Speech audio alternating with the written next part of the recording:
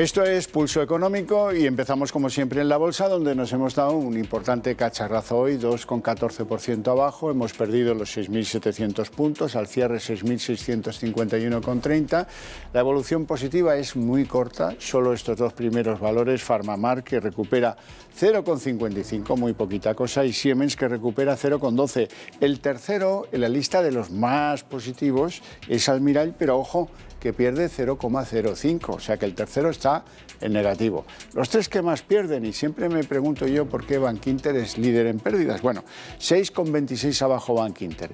CIA Automotive sí tiene mayor comprensibilidad en la medida en que es una compañía que aporta a la industria del automóvil el 100% de su producción, 6,18 abajo. Y en tercer lugar, Amadeus también tiene su lógica porque es una compañía que depende del sector aeronáutico y pierde 5,75. Vamos a continuación a los dos temas que nos van a ocupar de forma central durante el programa. El primero de ellos es el paro. Hoy han salido los datos del paro. El paro aumenta en 355.000 personas en el tercer trimestre y la tasa de desempleo sube hasta el 16,3%. O sea, unas cifras muy preocupantes que no tienen pinta de que vayan a mejorar, por lo menos en el corto plazo.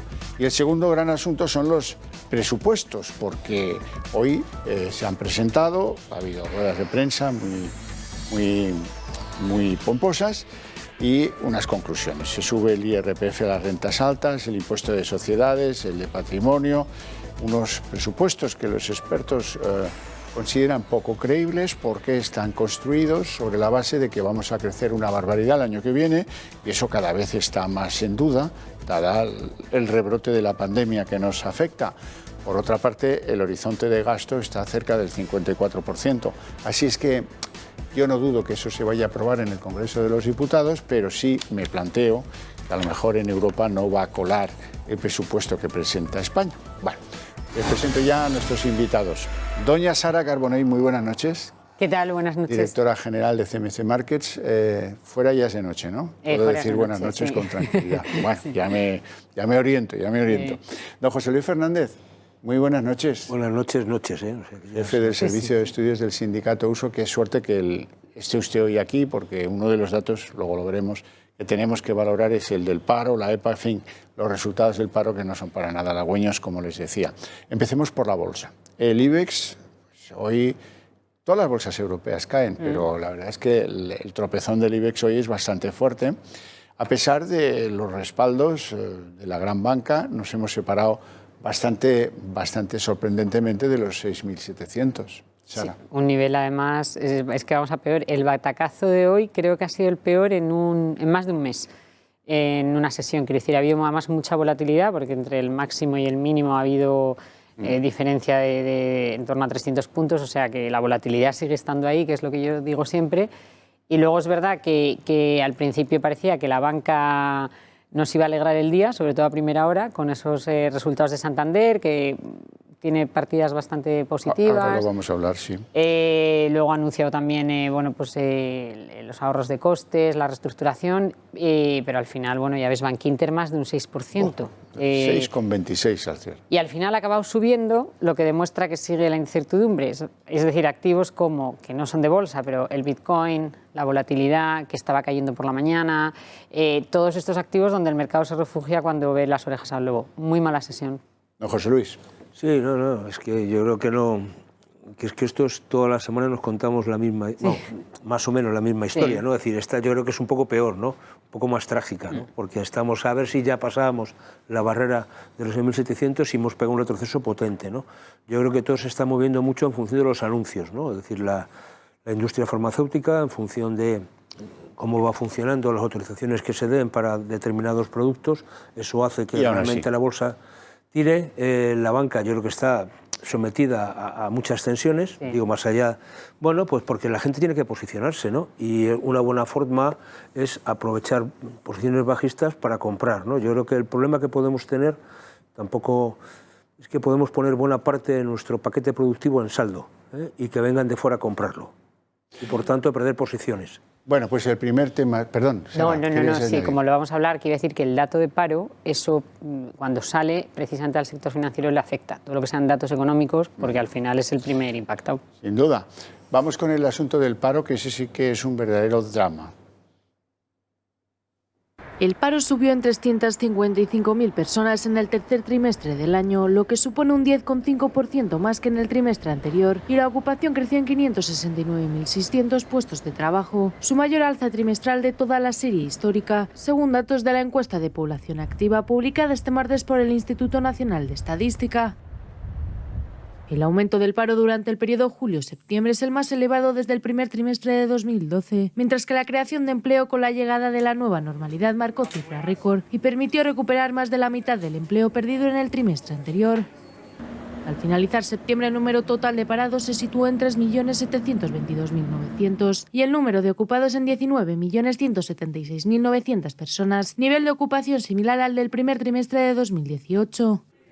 La tasa de paro, por su parte, escaló en verano algo más de 9 décimas hasta el 16,2%, lo que supone 2,3 puntos más que un año antes. Entre julio y septiembre bajaron las ausencias del empleo por ERTE y paro parcial por razones técnicas o económicas, o enfermedad, accidente o incapacidad temporal, con lo que el número de horas trabajadas creció respecto del trimestre anterior. Y todo eso sin contar los 750.000 que siguen en ERTES y que no saben dónde van a terminar el año. Don José Luis, evolución de los datos. No, los datos son malos, por mucho que este gobierno se empeñe en vendernos, bueno, estas cosas de los récords, ¿no? Decir, oiga, vamos a ver, hay que recordar que la EPA del segundo trimestre fue horrorosa, y que por tanto partimos de una situación donde teníamos ahí prácticamente 7 millones de personas desempleadas, ¿no? Contando los ERTES. De repente, recordar todos que este segundo trimestre corresponde a los mejores meses de actividad económica, julio, agosto y septiembre, es decir, que teóricamente es cuando más trabajo se produce, más empleo se genera, etcétera. Hombre, el que haya crecido en este trimestre el empleo, ¿qué menos? Ahora, la proporción que ha crecido es ridícula, algo más de 300.000 personas. O sea, lo que es importante para tener datos reales es ver un poco el comportamiento anual. Entonces, yo me he fijado en 3 datos que me parecen muy significativos, ¿no? Y se los digo porque yo creo que nos pone un poco la situación, ¿no? Mire, la ocupación, en términos interanuales, ha caído en casi 700.000 personas en un año, ¿eh? Ya. Sí, sí. 700.000 menos, ¿eh? Eso son 700.000 personas que cotizan menos. Es que los parados se han incrementado en más de 500.000 en un año. Ese es el resultado maravilloso. Es que la población activa, que se ha camuflado aquí buena parte, en este trimestre resulta que se ha implementado casi en 800.000. Pero en términos interanuales ha caído en 189.000. ¿Qué ha pasado? Hombre, cuando nos lanza el presidente del gobierno, aquí todos de vacaciones, es total, viva la Pepa, mucha gente se pone en condición de ser activo, va a buscar empleo teóricamente. Eso hace que este trimestre la población activa crezca. Pero eso es artificial.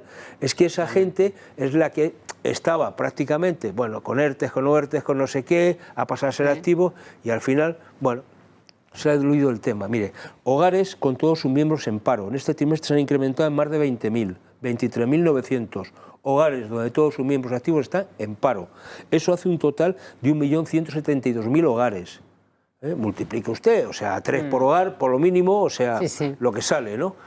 Este es el panorama. Yo he hecho la cuenta de los 3.700.000 números redondos que dice que están desempleados. A eso yo le sumo los 700.000 y pico de los ERTES y me sale pues prácticamente un 19,5%, rozando el 20% la tasa de paro.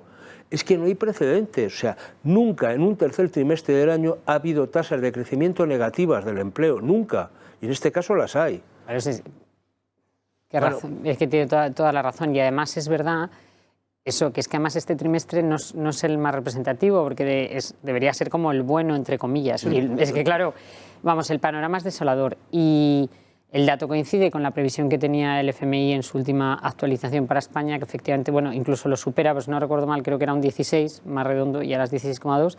En cualquier caso, son unas cifras altísimas, pero ¿qué esperamos? Si hostelería y turismo, que es prácticamente, vamos, un gran peso de la economía española, y están todos los restaurantes o cerrando, o todas las pymes, tiendas de barrio, etcétera, pues es normal que la tasa de paro se incremente. Ha utilizado usted un adjetivo desolador, decía, que Sí, es curiosamente el mismo que usaba Miguel Garrido, el presidente de la patronal madrileña, CEIM. Hoy de la EPA reflejan un panorama socioeconómico desolador. A la cifra de la tasa de desempleo superior al 16%, hay que añadir los más de 700.000 trabajadores que se encuentran con sus empleos suspendidos en los ERTEs y que desgraciadamente muchos de ellos no volverán al empleo en los próximos meses. Pues menudo drama. No, yo un par de datitos más que yo creo que son muy claritos, ¿no? Por ejemplo, decir, la gente con contrato indefinido se ha incrementado ligeramente, 158.000, pero los contratos temporales se han ido por encima de los 400.000. Es decir, que el tipo de empleo que se ha creado responde exactamente a la apuesta a la venga, y por tanto todo lo que tiene que ver con el sector de la hostelería y del turismo durante esos 3 meses. Durante ese periodo. Durante ese periodo de tiempo muy líquida. Y luego también un tema que me parece que es muy preocupante, ¿no? Salvando la distancia. Es decir, buena parte del empleo también lo ha salvado el sector público precisamente por la pandemia, es decir, contratación de sanitarios y profesores. Es decir, porque el dato interanual es que en el sector privado la destrucción de empleo son más de 800.000 personas. 805.900, mientras que en el sector público el empleo se ha incrementado en términos anuales en 108.000. Oiga, esto no funciona bien, o sea, vamos a ver, yo no tengo nada en contra del empleo público, al contrario, creo que hay parte que hay que fortalecerlo, ampliarlo, dignificarlo, etcétera. Pero no es razonable que un país funcione si el empleo privado cae en 800.000 y el público crece en 100.000. Oiga, hay un desequilibrio muy potente, ¿no? Y eso yo creo que este gobierno, aparte de no tirarse flores a sí mismo, bueno, porque luego comentaremos esa imagen que ha salido antes, pero yo esta mañana me pegado un susto, creía que estaba viendo una película de los hombres de negro. Sí, esa pinta tiene, sobre todo cuando escuchas la presentación de los presupuestos, porque son absolutamente increíbles.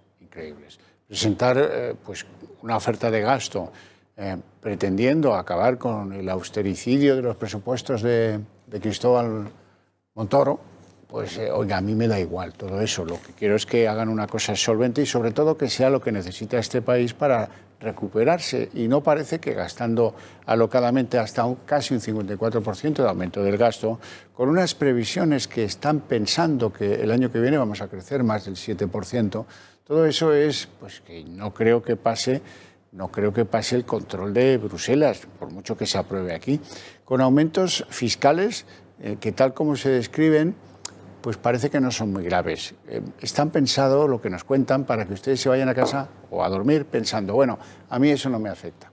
Claro que le afecta lo del plástico, lo del diésel, y lo que no nos cuentan, que ya ha anunciado hoy la ministra de Hacienda, que después de este primer aldabonazo van a venir los aumentos fiscales de las clases medias, porque con esto que han contado hoy, de las rentas de más de 300.000 euros al año, o el patrimonio de más, gravar más el patrimonio de los que tienen más de 10 millones de patrimonio, con eso no hacen ustedes las cuentas, eso es evidente. Así es que yo creo que en buena parte también la caída en la bolsa y otras caídas de ánimo tienen que ver con unos presupuestos que satisfacen a Pablo Iglesias, pero que no son creíbles. Es que de hecho la bolsa por la mañana, en cuanto abrió en la apertura, abrió en verde. A la vez estaban ya en directo todo el tema de los presupuestos y todos los medios cubriéndolo, y luego fue poco a poco cayendo, o sea que yo sí creo que ha tenido impacto. Y luego es verdad que todo el tema fiscal, es verdad que aunque eso puedan ser, es una minoría, ¿no?, esas rentas, pero bueno, esas rentas también consumen, aportan, y luego que si tú sumas todo lo que se supone que con eso se va a recaudar, al final en comparación con lo que vamos a deber, con el gasto, y es que no suma, es entre comillas insignificante la cifra, pero con esto vamos a recaudar 800 millones, 1.000, pero son cantidades que realmente en un gobierno, pero la gente eso a lo mejor no lo ve. La tasa Google, la tasa tal, todo eso que son, al fin y al cabo, como mucho, 800 millones cada una. Yo creo que si no recuerdo mal es lo que he leído de la Tobin, creo que era. Y al final eso es algo que sí que, por ejemplo, el pequeño inversor lo va a notar, porque al final va a repercutir en él. Y también hay pequeños inversores que compran acciones, etcétera. En fin, yo creo que se nos presenta una situación con subida de impuestos y para las grandes empresas también. Pero a mí lo que me sorprende, digo, más allá, ahora si queréis entramos en el tema, es lo de la puesta en escena. Es decir, oiga, no se puede estar gestionando un gobierno y gestionando un país siempre pensando en la foto, ¿no? Y en el plano de cámara. O sea, esto no puede ser. Es decir, vamos, yo llevo viendo los presupuestos muchos años. Y siempre ha sido el mismo numerito. Me acuerdo cuando los presupuestos se presentaban en volúmenes de papel, donde se iba allí la furgoneta, una carretilla, se metían al Congreso de los Diputados y ya está. Y después ya pasamos al PEN, etcétera. Todas estas cosas bastante más modernas, ¿no? Oiga, pues iba al Congreso de los Diputados a llevarlos directamente, una vez que se aprobaban. Esto que es antes del Consejo de Ministros, que el presidente del Gobierno y el vicepresidente segundo, que no sé qué tiene que ver con los presupuestos, más allá de que cualquier otro ministro del Gobierno, se vistan los dos de negro, por su cielo de los trajes de negro, aparezcan allí presentando el libro amarillo al fondo, y a la salida se den con el codo. ¿Pero esto qué es? O sea, ¿nos lo cuentan o cómo es? O sea, una foto antes, una foto ahora, mañana cuando los presenten en el Congreso de los Diputados, luego nos lo cuentan. Oiga, lo que no están diciendo es que entre los presupuestos de Montero se han vuelto a prorrogar, porque esto no está aprobado antes de enero, simplemente por la propia tramitación parlamentaria. Y luego, a mí, mire, el que lleva las cuentas allí en el sindicato en la USO lleva ya mucho tiempo y es un tipo súper exigente y riguroso. Una de las reglas básicas, y que a las distintas organizaciones que nos componen, oiga, no presupuesten ustedes lo que tienen seguro que van a ingresar, no presupuesten sobre futuribles. Por tanto, aquí se han presupuestado 27.000 largos billones de euros que teóricamente nos van a llegar de Europa, pero todavía no sabemos qué nos van a llegar ni cuándo nos van a llegar. Por de entrada, cualquier presupuesto riguroso por esa vía se cae. Y luego lo de los impuestos. Oiga, yo he visto por ahí que ponen presupuestos plurianuales, o sea, perdón, impuestos que tienen efectos plurianuales, es decir, para el 2021 y el 2022. Oiga, ¿y alguien me cuenta usted lo del 22? ¿Qué van a hacer, un presupuesto plurianual de 2 años? ¿O cómo es esto? Porque algunos dicen, este año esto 0, pero para el año que viene, más. Pero esto es una tomadura de pelo, o sea, eso tiene que ver con el impuesto, con algunos toques que hacen impuesto de sociedades u otros más. Por tanto, con esto además no cuadran las cuentas. Y el diésel, que yo sepa, es para las clases, vamos, claro, yo desde luego, yo no tengo dinero para comprarme un coche eléctrico. Y por tanto, os digo con mi diésel, lo siento mucho, debo ser un potentado, venido a menos, claro, pero es que lo de ellas azucaradas, si saco a mi sobrino o saco tal, hombre, ¿qué le doy? ¿Agua o le doy una botella, le doy un poquito de vino, le meto un chute de whisky para que no tenga que pagar? ¿Pero esto cómo es? ¿Qué hacemos? Si al final hombre, yo no digo que no haya que ser sano, pero ya está bien de meterse en la vida de la gente. Que por supuesto, o sea, en mi casa, lo que se bebe, ya lo digo yo. Y si yo me equivoco, es mi problema. Y creo que soy un padre o una madre seguramente responsables para saber qué tiene que comer un niño o no tiene que comer. Y ya están los médicos. Dirigismo, con los alquileres, dirigismo. Intervención. Lo del alquiler es verdad que además... Banco Santander, que hoy han presentado pues, sus cuentas, 16% de reducción de las pérdidas, 9.000 millones, con mayores ingresos, menos provisiones y muy manchado de pues un ERE de 3.000 empleados que planean por motivos económicos. Sí, pero bueno, eso es claro, el mercado se lo toma como positivo, ¿no? Siempre que hay estos ajustes de costes, luego tiene una previsión para el conjunto del año de 5.000 millones, que estaría bastante decente para el año que ha sido de acabar el año con esa cifra. En la ratio fully loaded también muy bien, entre el 11 y el 12, que no todos los bancos han logrado mantenerlo así, ¿no? Con lo cual realmente, de hecho por eso ha empezado con muy buena acogida esta mañana, luego se ha dado la vuelta, pero realmente son positivos y mejor de lo esperado. Y luego el tema de esa reestructuración de empleados, pues ayudará al banco a reducir costes, pero claro, es más personas a la calle. Entonces al final... Vamos a ver si que no cuento en película. Es decir, esto de razones económicas, pues hombre, yo creo que cualquier magistrado le puede dar un poco de risa, entre comillas. Bueno, no, entenderme, digo. Vamos a ver, o sea, junto a todos estos números que estás dando, hay un beneficio de más de 3.400, cerca de los 3.400, 3.500 millones. Oiga, usted ha tenido beneficios, menos que el ejercicio pasado, pero usted no está en pérdidas. Yo no digo que no pueda ajustar, que pueda hacer lo que quiera, pero vamos a ver si eso es una causa objetiva o no lo es. Eso ya no lo sé, Bueno, eso lo irán decidiendo. Vamos a ver formalmente no lo han comunicado. ¿Cómo termina? gasolina. Bueno, estamos a punto de terminar el programa, no sin antes darles una noticia. Lo que hace Italia, que no tiene un gobierno necesariamente mejor que el nuestro. Como tienen un problema por el toque de queda y una afectación de la economía, pues del que es taxista o del que tiene un restaurante, pues han habilitado 5.000 millones de ayudas en subsidios para indemnizarles, cosa que Pedro, el que no deja a nadie atrás, no hace. Muchas gracias.